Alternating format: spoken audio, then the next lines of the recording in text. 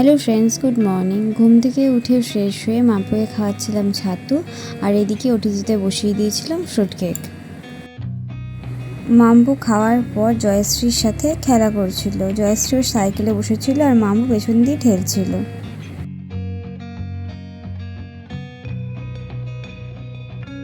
এদিকে আমার কেকও রেডি। তারপর আমি আর মাম্পু দুজনে বেরিয়ে পড়লাম।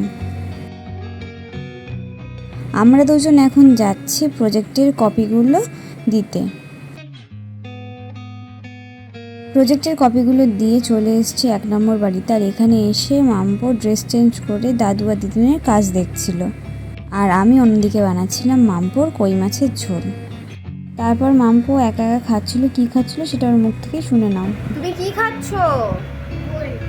ভালো করে বলো। ও ভোল। তারপর বাবা আর মাম্পু দুজনে বসে পড়েছে কেক কাটিং করতে।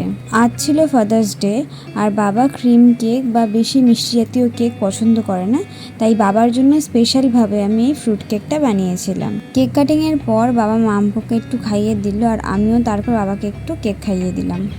তারপর আমি এদিকে করছিলাম লোটে মাছের ফ্রাই, আর মা এদিকে মাখছিল মাছের ডিম বড়া করবে বলে। বাবা খেয়ে চলে যাওয়ার পর আমি, মাম্পু আর মা তিনজনে লাঞ্চ করে নিলাম। লাঞ্চের পর খেয়ে নিলাম একটা চোকোবার। লাঞ্চের পর একটু খেলাধুলা করে মাম্পু দিচ্ছিল ভাত ঘুম, আর আমি সেই ফাঁকে বেরিয়ে পড়লাম একটা দরকারি কাজ সারতে।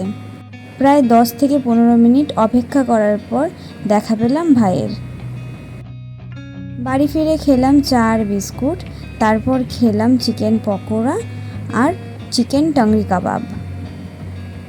আমি চিকেন খেতে পছন্দ না করলেও এইসব জিনিস খেতে খুব পছন্দ করি, আর আমার এরমভাবে খাওয়া দেখে প্লিজ কেউ নেগেটিভ কমেন্ট করো না। তারপর এই দাদার একটা ভিডিও দেখছিলাম। তারপর করে নিলাম ডিনার, পোলাও, আলু পনিরের তরকারি আর চিকেন। আবার দেখা হবে অন্য মিনি ব্লগে। এখন টাটা।